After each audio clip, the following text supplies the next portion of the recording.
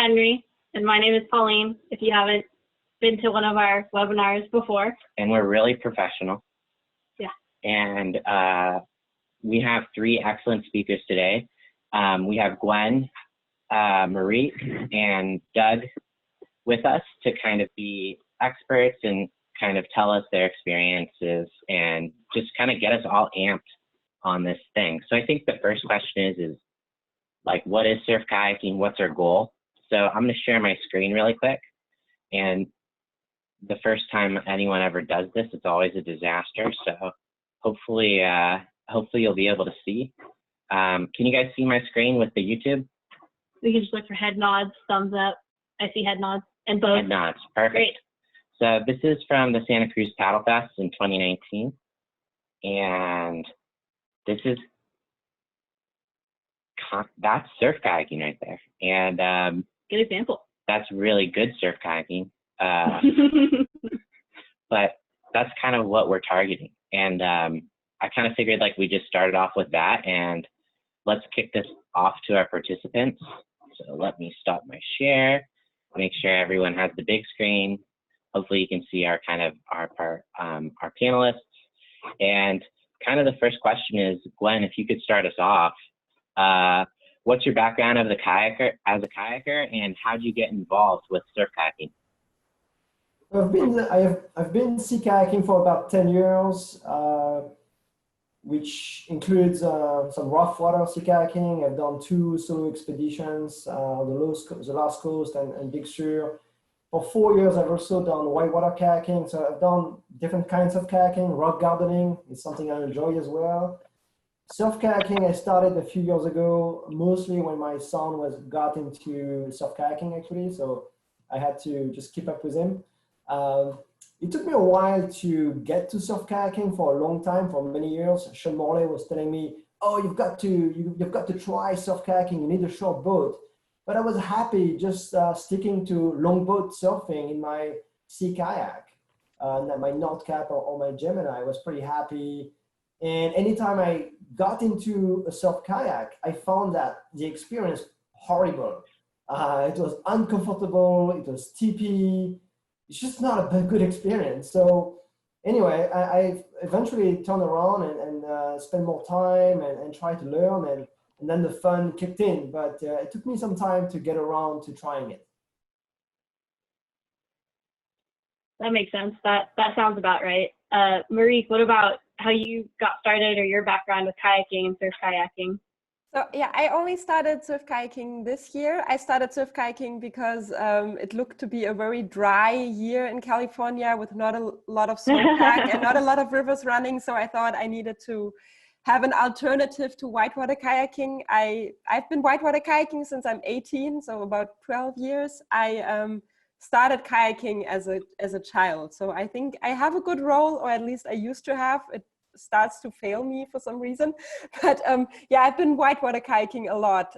Since I'm from Germany, I moved to California in 2017, and we paddled all the low-hanging fruits in California.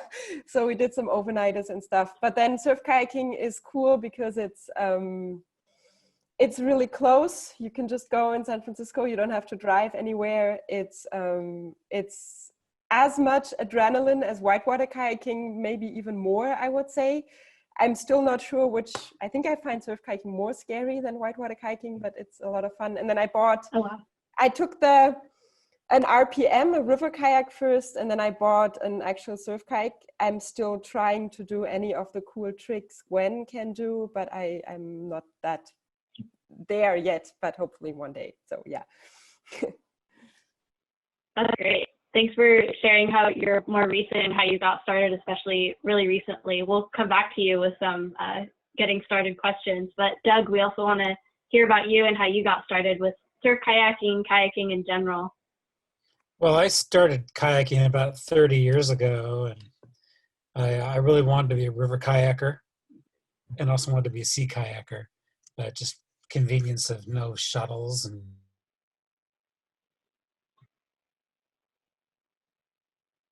I figured out on the river, I was always parking at a play spot. Can you hear me? Bad connection? Yes, we have you. Okay. So anyway, found out I was always surfing on the river, finding a play spot and goofing around. And since I lived out in the Sunset District, I just, my riverboat at the time, which was an old round hold pirouette, and then I got a Necky Rip, which is a better surf kayak. Good beginner surf kayak, by the way, Necky Rip, designed by a surf kayaker, but it was their first river kayak. And now I have a Mega, with all the high-tech features pretty much. But for me,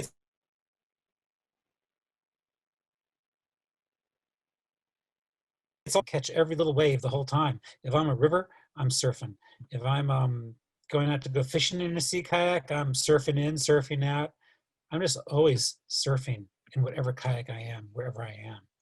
That's just what it's about. That being said, I went kayak surfing in a surf kayak at the beach. Mm-hmm. So I don't know if that answers it. That's awesome. Thanks for talking. You were cutting out just a little bit. I don't know if there's a way to juice your connection at all. Just for like 2-second chunks, we still got. Yeah, we got 90% of what you were saying, but we have AT&T here, and it's yeah, I hear that. So I think the next question for you guys is, it was great to hear kind of your guys' background, but how did you guys get started into surf kayaking? We heard a little bit of that, or maybe the better question is, how did you get started, and then how would you recommend someone get started? Mm-hmm. Because they're two very important different things, and we'd love to hear both. Gwenn, do you want to start us off? Sure. So maybe let me address how I would suggest someone could get started. But first, I want to talk about the mindset, because I sea kayak, I whitewater kayak as well, I rock garden, and I surf kayak. I found that you can try sea kayaking, you can try whitewater kayaking, and you can even try rock gardening, because you can just watch people from the side, and not do any rock gardening and just be there for company. So all of those kayaking sports, sea kayaking and rock gardening and whitewater in class 2, you can really try it. You don't need a lot of skills to try it. But I have found that surf kayaking is like learning violin. It's like learning a difficult instrument. It's not fun at the beginning. So it's, at least not for me. Maybe Mareike for you, Doug, and maybe others here who surf kayak, maybe it was fun from the get-go for you guys. For me, it was not fun. Again, as I said, the boat was uncomfortable, it was tippy, it was getting trashed, and then you have to practice in the surf zone. So it is not a very fun experience at the beginning. So you have to commit a bit. So my suggestion is just if you want to try surf kayaking, you have to try for a little bit of time. You have to give it a bit of commitment, because initially it's going to be a bit miserable. But as you keep on going, it's going to get a lot more fun, a lot more entertaining, as you go. So. I like that point that you brought up, because I grew up in San Diego. I keep referencing it as like regular surfing, but Henry thinks that's a mean way to put it. But stand-up surfing, whatever you want to say. And even with stand-up surfing, like, yeah, when you first learn, you can't paint it too rosy. Everybody thinks it's magical, and you stand up and shred the gnar and ride these waves, but you have to be prepared to wipe out like most of the time when you get started. So amplify that probably by 3 or 5 if you're contained in a boat, and like, I don't know, have a good roll. You get really good roll practice for sure. So it's not super rosy, a walk in the park for sure. Mareike, how did you get started, and how would you recommend that someone get started? I got introduced to surf kayaking by a friend who knows how to do it, and then it was a little bit less scary. She told me, oh, it's okay if you swim and all that. So that definitely helped. She also let me use immediately her super nice Mega Bullet, which was a lot of fun to use, and much more fun than my creek boat, which is round hulled, like what Doug said. So that was definitely cool. And then I think what helps, and I would recommend everybody, is to go on a really, really, really small day, maybe go to Pacifica when it's 2 feet, or go to Bolinas when there's really small waves, and then you can surf and you can try all the tricks and all that. And then I'm not sure if if I'm at the spot where Gwenn is, where it starts to get scary, because I don't think every time the waves were so big, then I just didn't go. So yeah, but I think even if you go on a super small day and small waves, it's a lot of fun to do, I think. Yeah. And yeah, also I wanted to say you have to have a role. I wanted to reaffirm that as well. Yeah, so many beat down surf kayaking, much more than whitewater kayaking. I was going to ask that for you, like getting started, especially this year. Were you able to roll and pop up pretty frequently, or were you so close to shore, or were you nervous about the water getting like more shallow as you got close to shore, that you would like wet exit from your boat, or like how was that for you mentally and getting started? And if you wiped out a lot, how you would react? Yeah, I think I actually swam more often than I swam in whitewater kayaking, and that was kind of depressing. I felt like I forgot about how to, not like that, like I lost the instinct to roll immediately, and then started to pull my skirt on the river. I was like, why did I pull here? I could have rolled. And then, but yeah, then at some point I remembered to roll every time, and I never hit the beach with my head, so that was okay. And then one time I had a skirt implosion, so then I obviously had to swim. Yeah, but yeah. Gotcha. Doug, how would you recommend? It sounds like you probably don't remember how you got started. It was 30 years ago, but how would you recommend getting started? I remember paddling was a company called Aquaterra, and it was a plastic sea lion out to Ocean Beach. It was like a 20-foot day, and I managed to weave out through the swells and paddle my sea kayak down this big wave, and I was like, oh, I'm doing great. And I start to broach, and I stick my paddle into the wave, and suddenly I have this sensation, and I look, and here's my boat heading to the beach, and we're sitting on the side of the wave with my paddle stuck into it. Obviously, I wasn't fitting the boat that tight, and I started off in long sea kayaks. But the first river kayak I had that was a decent surfer, it's a Necky Rip, and it's a older, longer, lower volume plastic riverboat that has fairly aggressive rails, especially compared to many of the clay boats. So it's an easy boat to learn to surf, and an easy boat to learn how to carve in and out of waves, and an easy boat to roll. So that was a good boat to get comfortable surfing, because a big part of it is just staying in the boat, and being able to paddle out, because I can't do a wet exit in my surf kayak. I'm too big for it. I mean, if someone assists me, I can, but it'll sink. The coaming will sink under the water as I try to climb back into it, and all the padding and stuff in it. So so that was, I learned in a plastic, lower performance, riverboat. But I took it to my local beach. I live here in Pacifica, so I went to Lindemar a lot, and then I'd go to Mushroom Rock in Half Moon Bay. And the two spots are much different. Mushroom Rock is much more fickle. It's more affected by the wind and the tides. And there's some gorgeous days there, whereas Lindemar is a lot more consistent, even though it's a lot smaller and a lot more crowded.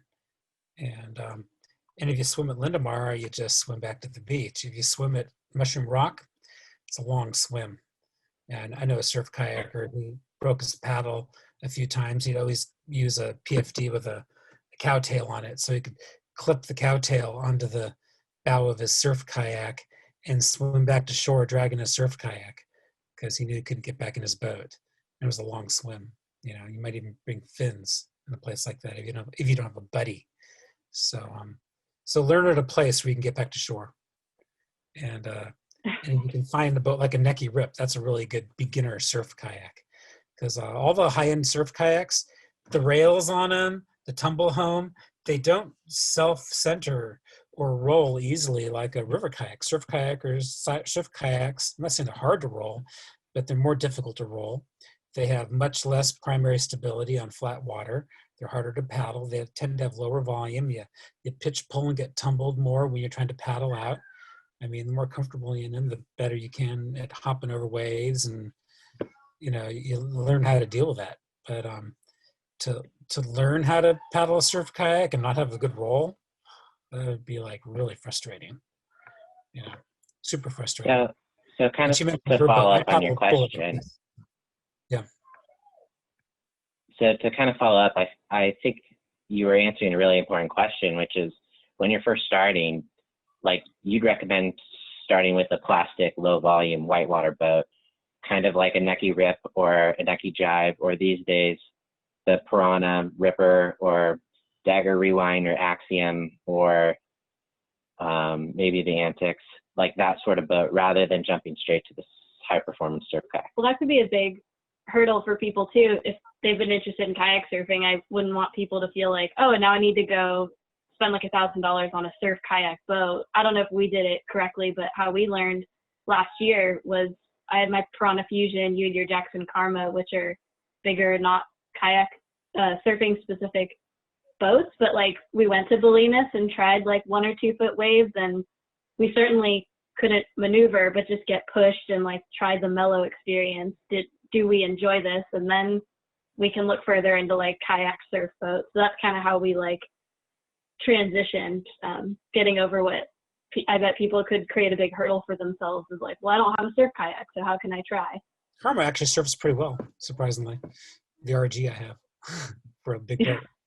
Not when I'm surfing it. But I think that does lead to a follow-up question. Gwenn, maybe you could speak to this a little bit. Based off your experience, you were saying that you started in a longboat and you loved doing the longboat, and then you got into surf kayaking. I have a feeling that a bunch of the people on this call, being baskers, they all have longboats or kind of Karma-esque, like 17-foot long Necky Lookshaw. So do you think that it's okay for them to start there, or go out a couple of times and see if they like it and then splurge for the smaller boat so that they can actually learn how to carve? Or is there like a maximum length? Like, don't try surfing in a boat longer than 17 feet or something. I'm curious. I don't know.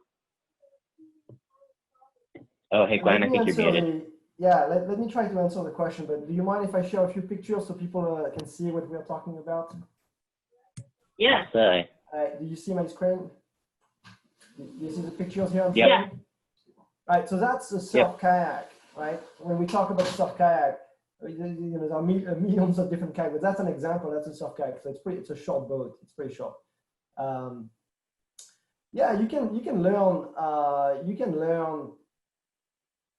You can start learning in your sea kayak, but I find that really it doesn't necessarily translate very well from one to the other. And Doug and many of you here who surf kayak, short and long boats may have a different opinion, but I find that it's just a different sport. And I find that some people are very good with our longboats. Like Tom Humphreys is a king of longboat surfing. I don't know if you've seen him surfing at Dillon Beach. So it's possible to do some great surfing with a sea kayak, but it's especially a Sterling.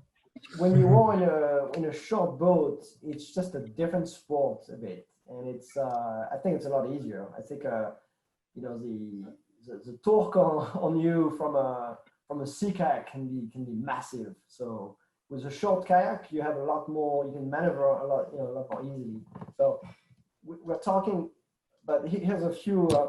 We talked about the rolls earlier. It's something I wanted to mention for those of you who don't have a good roll, but you still want to try surf kayaking. I would highly encourage you to try wave skiing. So that's a wave ski. That's my son Victor here with his wave ski. A wave ski, it's good if you have a roll, but you don't have to have a roll. So if you are interested in surf kayaking, but you don't have a roll, or you don't have it yet, or you just don't trust your roll, you can try wave skiing. It's less gear, and here's my son using a wave ski, and here's me doing a paddle out with a surf kayak. So at a high level, it's kind of the same thing, except with a wave ski, you can just get off the wave ski very easily, and it's super light to carry. So if you're worried about schlepping gear, it's just But here's Mareike and Cyril. Mareike in a true surf kayak and serial in a whitewater kayak, as Doug was mentioning. You know, you can use a whitewater, and Mareike, you can use a whitewater kayak. So. Gwenn, I think you brought up a really great point about the wave ski. And I think for Pauline and I we took a class at Monterey Bay Kayaks, and they have a little thing right out on the beach. They have a little outpost on the beach. You basically take your kayak from there, and they have these things called dagger Kayakses, which look just like a wave ski. And they're It was like a sit on top? it's technically a sit on top surf kayak. And so neither one of us had a roll. Well, I had rolled once before, but anyway, I didn't have a roll, or anyway, when I tried rolling, it didn't work. But we still had a blast in the dagger chaos. And if you don't have a roll, that's not a reason to start. And I just want to say, just for like, BASK is always talking about trying to get younger people involved in kayaking and stuff. And I think what we need to do is everyone should get dagger chaoses and bring out like your young friends or whomever out, your adrenaline junkies and dagger chaoses, and show them how fun surf kayaking is, because you really can just paddle out in one, and you know, when you get beat down or whatever, it's not a big deal because the boat doesn't fill up because it's sit on top. And it's a great way to learn. Mareike, I wanted to ask you a follow-up question based off what you were saying, and you were talking about how you had your RPM, I believe. You said it was an RPM, or was it an acronym? Yeah, an RPM, yeah. Yeah. And so going from a boat that was a whitewater, not super great at surfing kayak to a high performance surf kayak, what have you noticed is the biggest difference? Or have you noticed a big difference? So I started with my creek boat, and it was not a good experience. And then I took because it has a planing hull and it didn't surf at all. And then I took the RPM, and that was a lot of fun. So I thought maybe I can just surf the RPM for the rest of my life. And then I started watching surf kayaking videos because I like watching kayaking videos. And in all the videos, they did these cool tricks like Gwenn's son can do, like they can surf the face of the wave. And I feel like all that didn't work with the RPM. The RPM doesn't react as well to when you lean. It doesn't change the direction as easily. And I find the surf kayak that I bought a lot more responsive and a lot more performing in things you can do. And also for some reason, so the RPM is really forgiving. It doesn't flip as often. But when I catch a wave with the surf kayak, it's a lot more fun. I feel like it's a much bigger success than catching one with the RPM. So I personally prefer the surf kayak, and I think maybe I think the RPM is still a lot of fun to do, and it's a lot cheaper than buying a surf kayak, but I'm still happy that I gave the surf kayak a try. Yeah. Nice. I'm kind of excited to move on to our next question. Can I actually add something? Start us off with that. Can I just follow up on something quick with, and I'll share my screen again. But, you know, again, going back to the question about, you know, someone is asking, hey, I got a 70-foot kayak, you know, I don't want to buy another kayak. And so, yes, kayaking is gear intensive. So it is gear intensive, unfortunately. So fortunately, the good news is you can learn to surf your sea kayak and have a lot of fun. You don't need to go into short boat surf kayaking. You don't have to. You can have a lot of fun. And you know, in your sea kayak surfing, I've done it for many years. I was super happy doing that, and you could get, you know, very good doing it. It's just surf kayaking in a short boat is just a slightly different sport, and it just opens up a different type of fun. So if you want more gear, here you go. You can get more gear, right? But let me show you things that you wouldn't dream of doing in a sea kayak. So trashing, you can get trashed, but you know, on the face of a wave like that, it might be difficult to do anything in a sea kayak. Totally. So I don't have a good picture of me surfing because I'm still like a beginner to intermediate kayak, but my son does a better job in his wave ski. So if you look at this, you know, you cannot do that, at least, you know, not on the face. I mean, you can try in a sea kayak, but it's not always going to end very well. Some people are able to do some crazy stuff, but again, it's an elite. You know, you can maneuver the surf kayak or the wave ski. It's kind of the same thing. just a lot, it's a lot easier so to do stuff like that. So anyway. So to kind of expand on your answer, like if you're going to take the long boat out, you're going to have fun. You're going to catch a lot of waves because it's really easy to catch waves, but you aren't going to get the carving experience, and you're always going to end up broaching at the end and basically side surfing. And is that kind of a decent kind of, but you will have fun because you will be catching waves, but you won't be doing the fun carving stuff that that everyone really enjoys in the surf kayak. Does that seem right? Yes. Yeah. Yeah. Yeah, and a sea kayak, Cool. at the angle, there you go, and try to maintain it. Where I was surfing today, amongst the board surfers, I mean, there were people like within arm's reach on either side of me, and I'm taking off in a pack of surfers, and I'm dropping into the wave, and people are paddling out, and I'm literally weaving in and out of the people who are paddling out and still managing to stay in the pocket of the wave and do a bottom turn and a top turn and kick out. And there's no way I would ever surf through all those people in a 17-foot sea kayak, broaching and just wiping everyone out. But I feel comfortable enough in an actual surf kayak that I can be right in there amongst them, catching the same waves and taking turns and dropping in right at the same peak as they are. I don't even paddle. I just get in this spot, tip my head forward. If I take more than 3 strokes, I'm not deep enough in there because, it's just, there's no comparison really what you can do in a surf kayak compared to an actual sea kayak. Yeah. Doug, that was a perfect transition to the next question. That's my favorite question of this webinar, which is like how to handle yourself kayak surfing with board surfers. And again, I grew up a board surfer, so I'm like really sympathetic, and or not sympathetic, but just like if I'm a board surfer and there's a big old kayak surfing near me, like I'm kind of scared. Like I don't want to get hit by that thing and die. So when I kayak surf, I'm really sensitive and like wanting to keep at least like 15, 20 feet between me and board surfers. And like, I just feel like they have to work harder than me. So like, I kind of want to like be all tentative and give them the prime like peak, the prime spot. And like kayak surfing, I just feel like we can catch way more waves, like not at the main peak. So I don't know, I'm super open to all 3 of your guys' experience if you've surfed closer to like board surfers and what that's like and how to handle yourself. How to manage that, and should you take a 17-foot long kayak among the board surfers? No, I'm not an expert. I'm gonna say no. That's terrifying for a board surfer. Please don't. So my local beach, when I'm in my surf kayak, I'm right in there with them.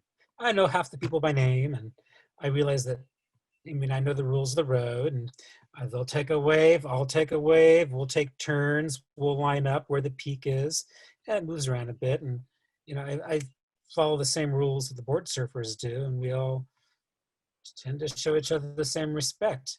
On that same hand, if I'm That's nice. going to go fishing from that same spot and launch a sea kayak off that beach, I'm going to launch my sea kayak at a spot away from the board surfers. And if I'm going to paddle a long kayak from, let's say, Lindemar down to Half Moon Bay along the coast, again, a longer boat, I'm going to launch it away from where the surfers are. But when I'm on a surf kayak, I'm pretty much right in there, and I try to get along with them.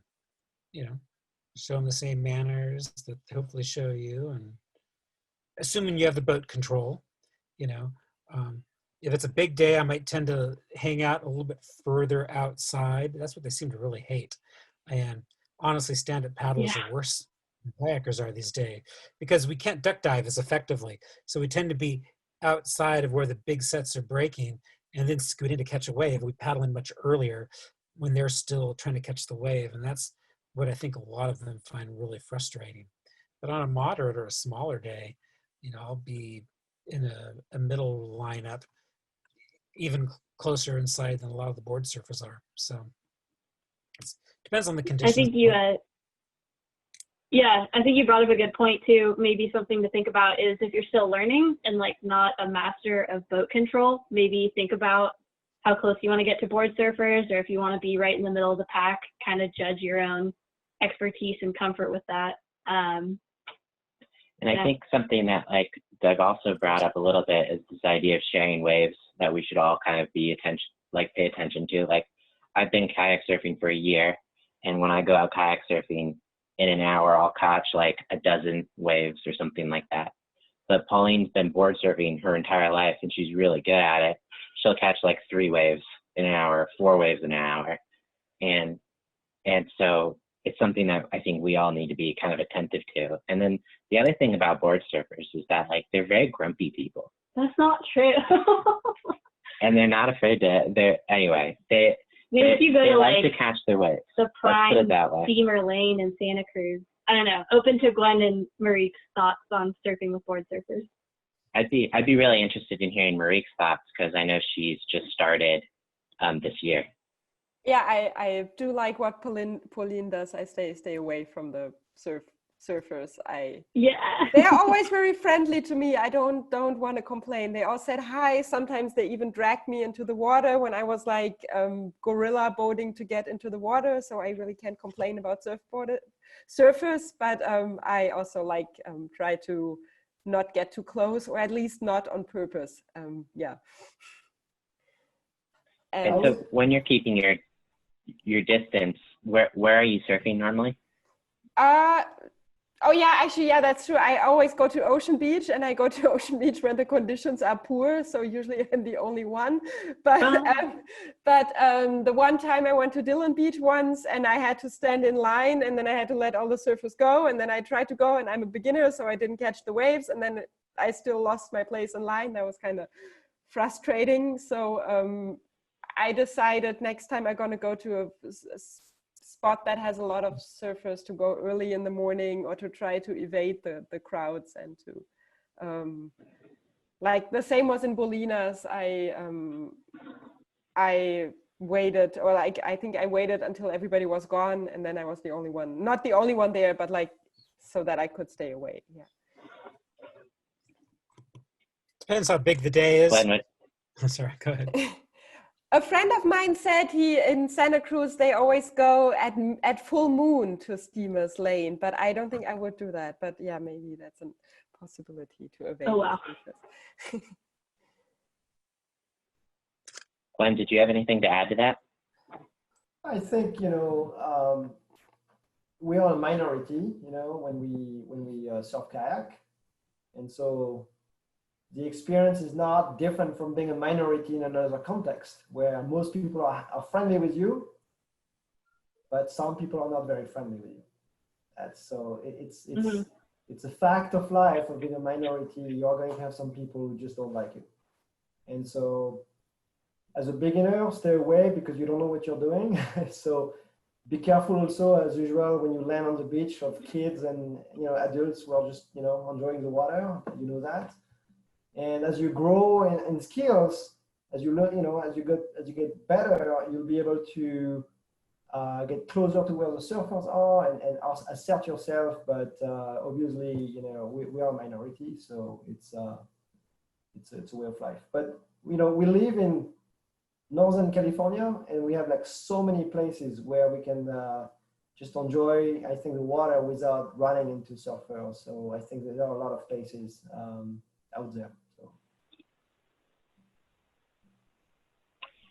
I just posted, someone had a question about should you take a board surfing class or two to learn the culture and best practices and stuff. And I don't think that you have to do that. BASK actually has like a really good description of what you want. Like surf etiquette. Henry just posted a URL to the BASK website and a page on surf etiquette, and there's a really good page on like surfing right of way, and it's kind of fun to do, but definitely don't mean to make like board surfing culture sound like this intense, intimidating, mysterious thing. It's literally what Mareike said, of like people are just waiting in line for their turn. That's essentially it. And you just don't want to be a jerk and catch like 10 waves in a row when there's like 10 board surfers there who like haven't caught a wave in an hour. But yeah, BASK website, definitely a great resource to learn some of that information. Of course, it's not a strict line.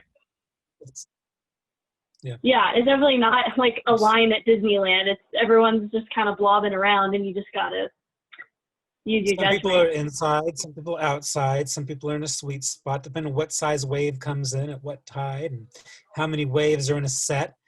And, you know, you can tell the people who are waiting for that really big wave way outside, and the people who are taking a lot of rides on the inside where it's constantly breaking, and, you know, you figure out what zone you're comfortable in, the inside or the outside. And if you can tell how many waves are coming in a set, you know, I'll often let the first couple of waves go, and that'll, like 10 surfers will jump on a wave, a big party wave, and then they'll get cleaned out by a couple good sized waves in the third wave that's outside. Now I have it all to myself, and I can just catch a beautiful wave. Of course, now I got to avoid all the people who are floundering around from the previous two ones. But it's Yeah, never paddle for the first wave in the set. Yep. Everybody else will, and you'll get the next one. I agree with Doug and Pauline. Surfers aren't very smart, so Oh you my have to be a little bit patient. It's like the thing in school that they do where if you eat the marshmallow immediately, you only get one marshmallow, but if you wait, you get 2 marshmallows. And so we're the type of people where we get 2 marshmallows because we're smart. What's the next question?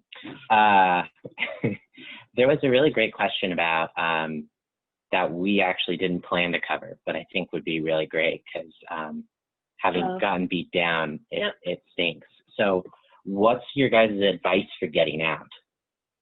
And when we say out, I think a lot of us are sea kayakers here, so we understand. But like if you're standing on the shore and the waves are breaking, you see all that whitewash, that white water, you know, that's what you're trying to get past. If you're doing like true kayak surfing, you want to catch the face of a wave and drop in on that, and then the wave breaks and crashes.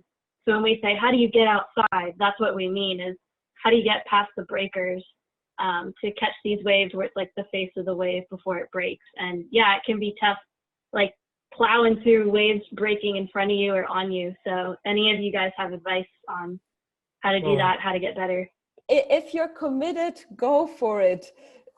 You have to paddle really hard. And then if you have like a moment, and then, yeah, I think somebody told me I was too passive. I thought I could wait for the boof stroke, but that did not happen. Just go.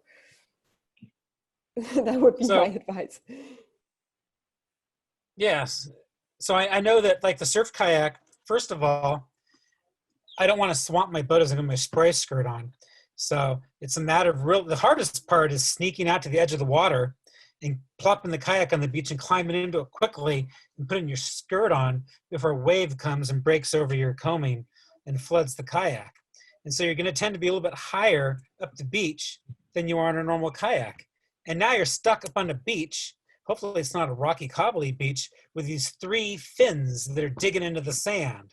So you're going to get as close as you can and then wait for a big set to float you up so you can push in. So you're choosing the biggest set that comes in to paddle out because that's what floats you off the beach. But you know, once you're in the soup zone, then you can hang there a bit, wait for a smaller set. If you're studying the beach and know where the peak is that you want to surf and all that, there's usually a rip.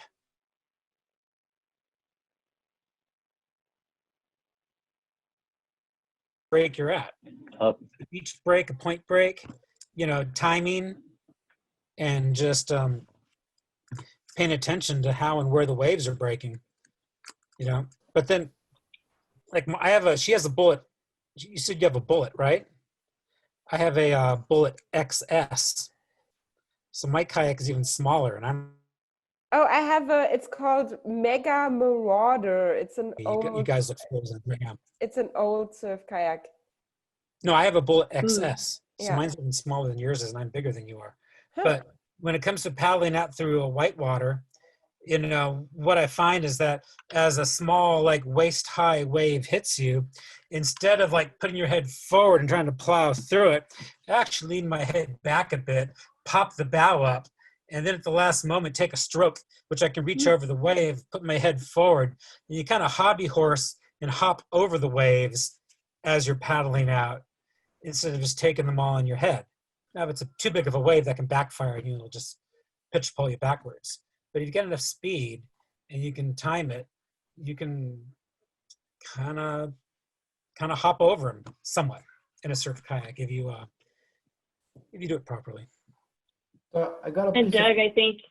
go ahead. Oh, go ahead, Gwen. No, Pauline, go ahead. Oh, I was gonna follow up because Doug, you had a comment of like choosing where you paddle out.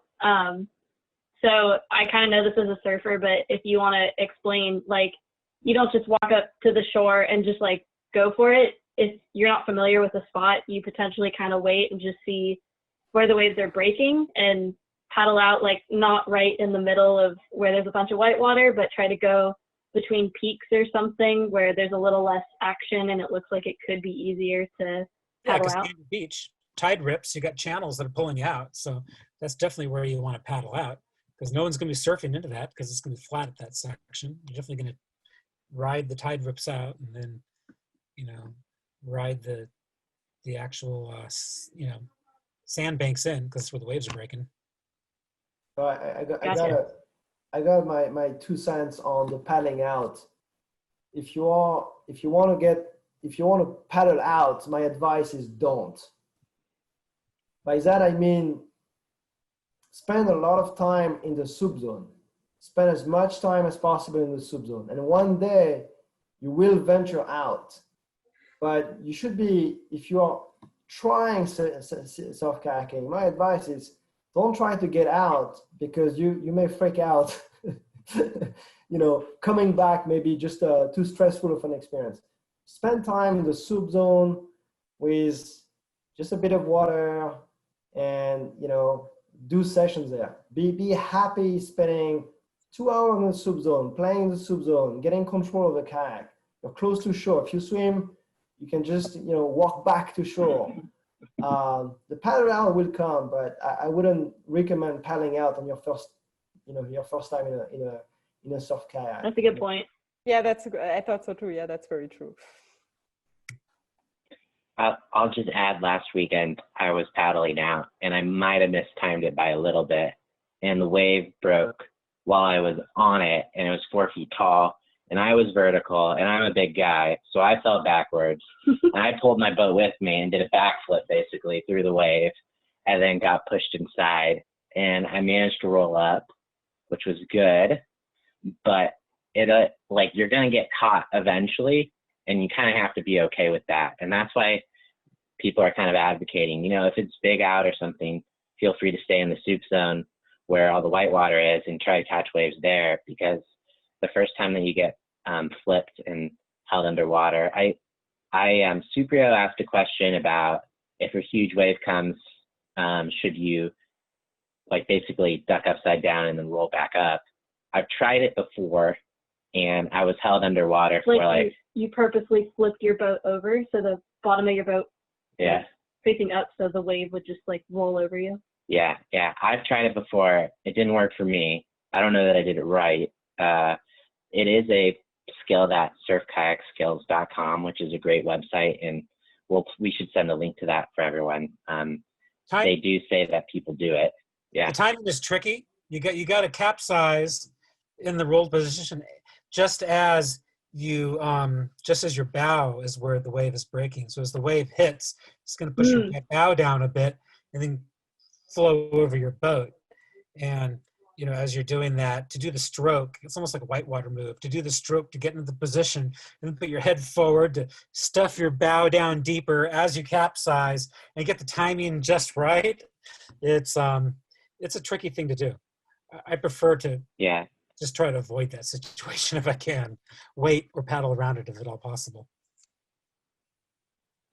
Cool. I think for now, we have talked about this a little bit, but it might be nice to circle back to it. To circle back to it and be a little bit more thorough. But what's your favorite spots for beginners and advanced paddlers? So if you're first starting out, where do you want to go? I think I'll take first crack at this. Bolinas is the one that everyone always mentions, and the reason why is because when you get hit by a wave of Bolinas, it's normally you can just stay up and keep going out. So what we're talking about, 1 to 2 feet. Yeah, bulliness at 1 to 2 feet. It's pretty easy to catch a wave in a kayak, and when you don't make it out of the soup zone and you get beat down, as we call it, you don't really get beat down. You just go straight through the wave. So most of the time. So bulliness is always the spot that people recommend. Where's your guys' favorite spots for beginners and advanced paddlers? Gwenn, do you want to kick us off? All right, I'll ask Victor to chime in. So for beginner spot, They're I would strategizing. probably recommend, I would recommend Bulliness or Dillon Beach on a small day. Bulliness will never get bigger than like 4 feet unless it's like a big storm or a big swell. So Bulliness, you'll never be too big really, unless it's a big storm. But Dillon Beach in the winter, you probably don't want to go there if you're a beginner because it can get pretty big. But Dillon Beach at low tide has some pretty good waves, and at high tide, it has this really nasty shore break, but if you can get past it, if you're in a longer boat, then there's this really flat wave that surfers are trying to get, and paddleboarders get a lot that's out there, and then it breaks and then it flattens out, but if you're in a long boat, it'd be pretty fun, or as a beginner, it's pretty fun if you don't know how to carve and being in the pocket and stuff like that. As for advanced paddlers, nice. I would say Salmon Creek or Princeton Jetty, because Davenport too. So for Salmon Creek, it's this big shore break. It'll sometimes barrel. If it's big, in a kayak you can probably fit. But if it's a really scary spot because it just breaks all along. It's just like Ocean Beach, but a little bit cleaner, I feel like, but it can be scary. And Davenport is on a pretty medium day. The paddle out will be super easy because the middle channel is clear, and then there's this easy right-hander, and then there's another left-hander on the other side. So that's my advice. No rocks. Mareike, where have you been going? We heard Ocean Beach. Yeah, I go to Ocean Beach all the time. I don't think Ocean Beach is good. It's just close, and I've been to Ocean Beach usually when it's 2 to 3 feet, and I think there are surfable waves, so I like Ocean Beach a lot. I've been once at 7 feet, but I would not do that again. I had a beat down and then I paddled out, but I back to the beach and drove back home.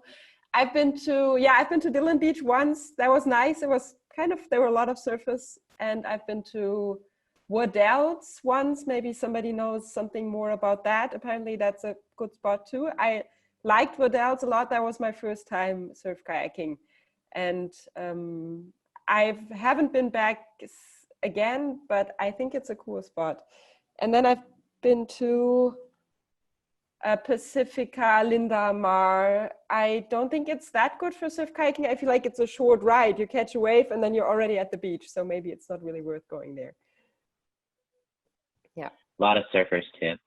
A lot of surfers. Yeah, but they were all beginners, so they don't dare to yell at you. So that's okay. No, it's Doug, a lot of.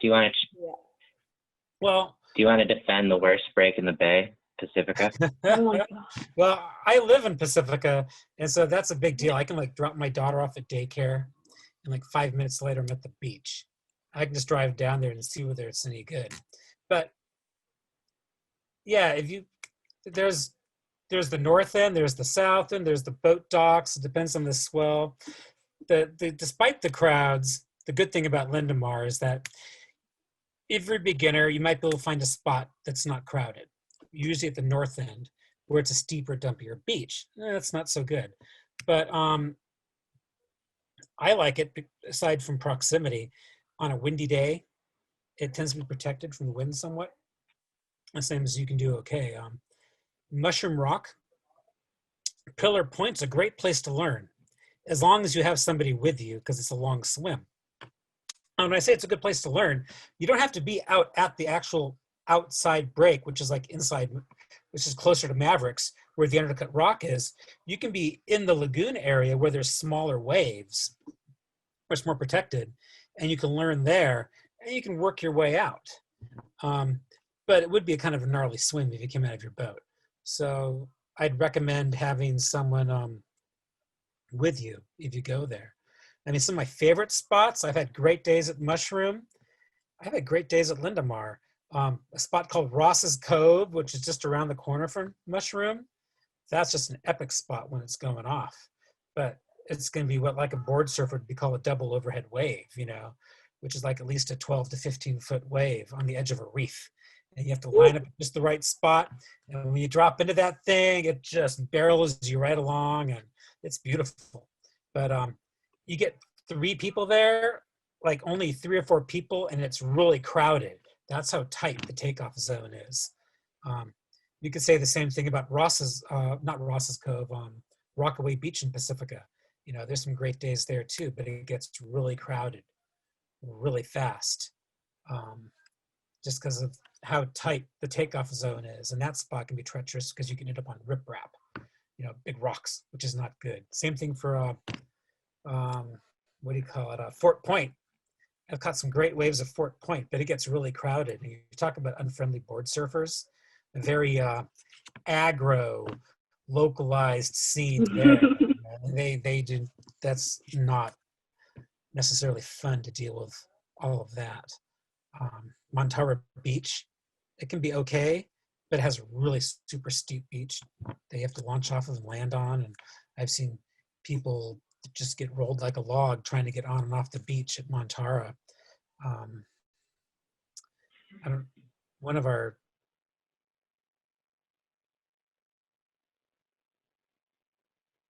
Kayaks or Ross's Cove, like I wasn't there that day, but yeah, I mean, Mushroom Rock is great if you have someone to learn.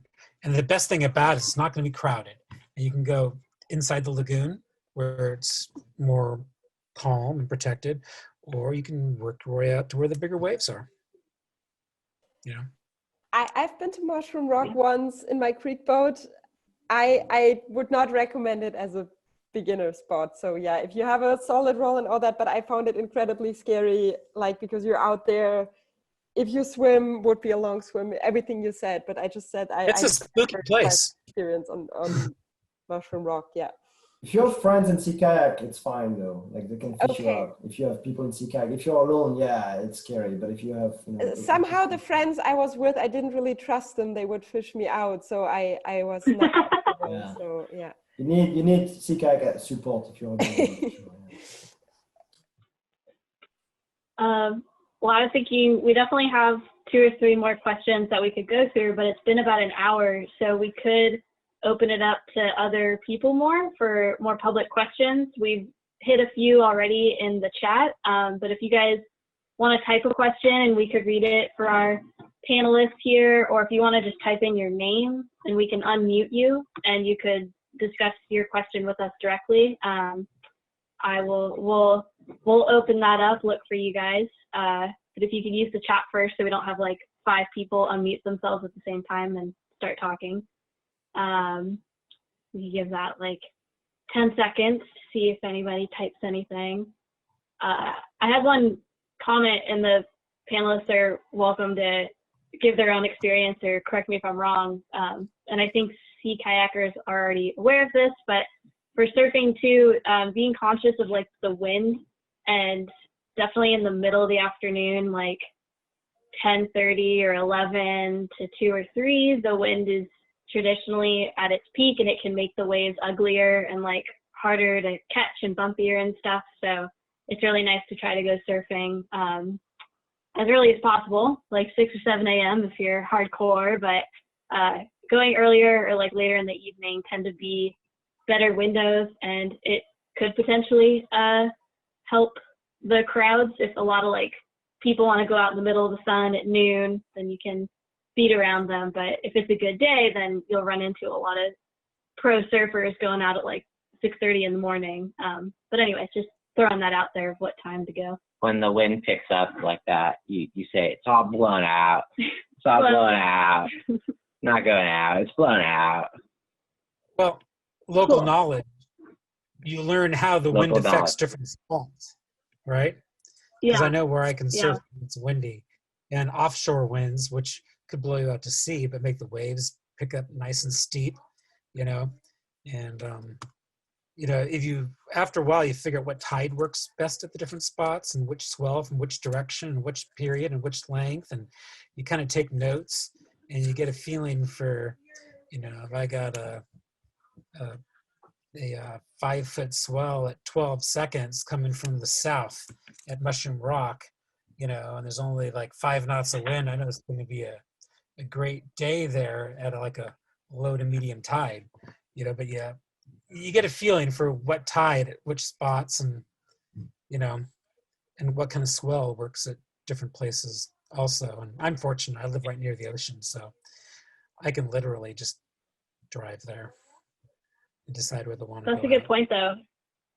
Yeah, it's a good point if people don't know all this stuff and they're not sure, and like they go out and start kayak surfing. I mean, kind of like with any like sea kayaking, it doesn't have to be kayak surfing, but keep like a little journal, and when you go out, and then if you got trashed, like keep a journal, like, okay, what were the conditions today where I got trashed? And if you went out and it was really good times, then write down like what were the conditions today that I really liked, like at this spot.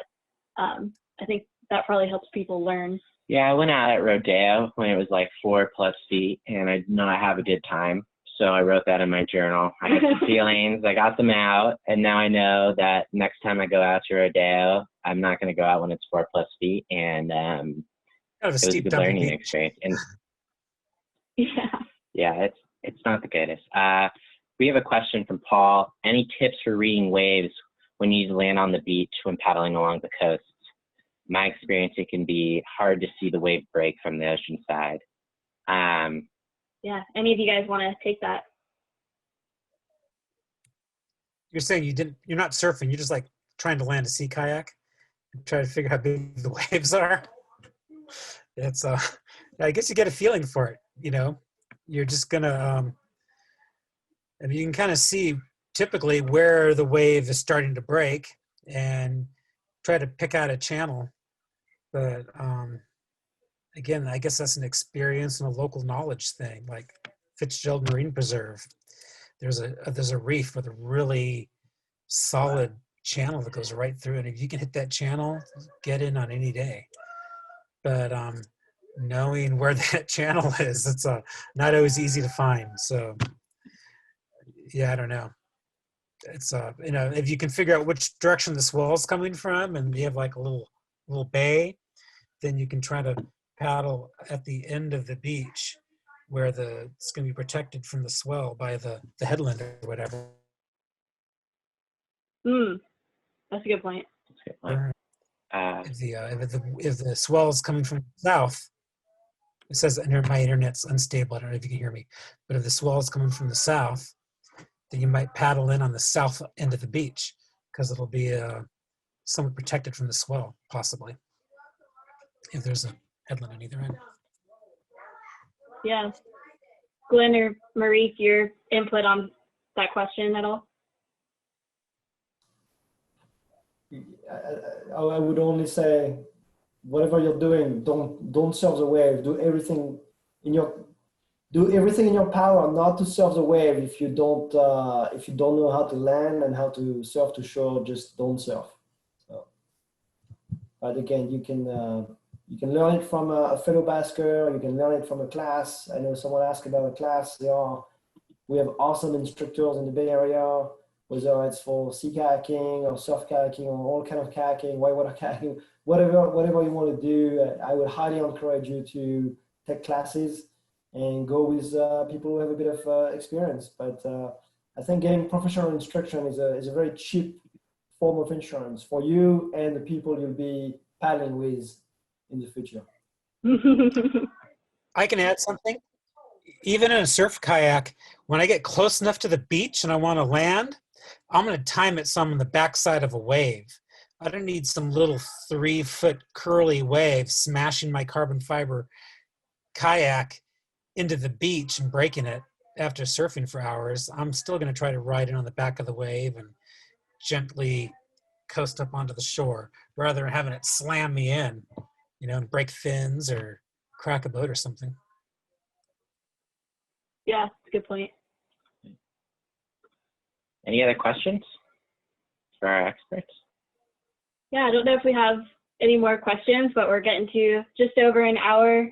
Probably looking to wrap it up. I'd probably turn it over to the panelists. Is there anything else you can think of or you'd want to add about kayak surfing? Mareike, we could start with you. I know you had a wonderful PowerPoint prepared with some slides, so any like key points from those? I think I said everything that I wrote on the slides. Nice. No, I think you can just go, and if you like it, then buy an expensive boat and do it more, or maybe take a class. I think that's a good idea. One tip that we found is, I mean, you can buy surfable boats all the time on Craigslist or whatever. If you get sick of waiting, we got Necky Jives, which everyone kind of says are one of the better plastic surf boats. And I think we got them for $300, but they normally were $400 from Sierra Outdoor Center. And that guy just has like 4,000 boats in his backyard that he's just like dying to get rid of. And so like, if you're looking for a boat, Sierra Outdoor Center is a great place, and you're impatient from Craigslist, which will probably give you a better deal. You know, Sierra Outdoor Center is a good place to go. And then if you want like a new nice whitewater boat, then obviously there's a bunch of great places to go in the Bay Area. CCK, I think, stocks Piranha, which has the Ripper, which is kind of everyone's new favorite surfable whitewater kayak boat. Yeah. Doug or Gwenn, anything else to add for kayak surfing? Yeah, you just got to get out there and do it. And like I said, you don't need a high-end surf kayak to start, but certain plastic boats do work better. I'm real fond of the Necky Rips for a beginner plastic river boat for surf kayaking. I have a Jackson Fun Runner, which is my whitewater boat, and I thought that would be a decent surf boat, and it's a horrible surfing boat on the ocean. The Rip is way better. It's a much older boat, just the way the hull is designed. And if you do find yourself buying a surf kayak, there's different classes of surf kayaks. So they have what they call international class, or they have high performance. And the international class are a little bit longer. They're easier to paddle. They tend to be easier to roll. They don't have fins. You don't have to worry about breaking off them. And you can still learn all the basics in a boat like that too. Some of the high performance surf kayaks get really extreme, the way the hull and the edges are shaped and such, and they make it more of a challenge just to paddle and to roll and do all that. So you don't need the highest end surf kayak either, as far as that goes. Yeah, that makes sense. Gwenn, do you have a kind of like a closing statement? Closing statement, I'll go with a picture. I will say, we live in Northern California again. It's beautiful out there. We're fortunate to have a beautiful coast, to have access to the coast in many areas, beautiful ocean. I love sea kayaking. I love distance paddling. I love seeing, nature, the birds, all the wildlife. But surf kayaking is just another way to enjoy the coast, to enjoy what's there. So yeah, and surf kayaking will not take away from your sea kayaking. If you're passionate about sea kayaking, it will just add another dimension to your kayaking. You will build up skills. You will build up confidence. Doing surf launch and landing will be nothing for you in your sea kayak. So any investment you're putting into surf kayaking will only strengthen your skills and confidence as a sea kayak. Even if you don't stick to the sport, you will gain something as a sea kayaker. And again, it's beautiful out there. So obviously that's why we are out there. So. Yeah, I'll just add to that really quick of when you're surf kayaking, you're rolling a lot. You pull your skirt once and your boat fills up with water and you got to drag it to shore through the waves. And all of a sudden you've decided that you're never going to miss a roll again. And how much you have to high brace and low brace. And yeah, you're constantly bracing and you get this like instinctive brace going for you. And so it really is putting yourself it'll help all of your kayaking. So. Yeah. Well, thank you, everybody. The panelists, thank you guys for joining us. You were excellent. It was really fun. As you can tell from me, I'm excited. I love surfing. really fun to talk about this, and thanks everybody else for joining. Henry will send out an email with a link to this on YouTube and some of the links that we talked about in the webinar. Yeah, we'll set up a follow-up email with more information on Buzz, or you could reach out to me directly, and I'll probably tell you to wait for the email on Buzz. But if you aren't on Buzz, then I'll send something to you. Cool. Awesome. Thank you, everybody. Thank you. Have a good night. Bye. Bye-bye.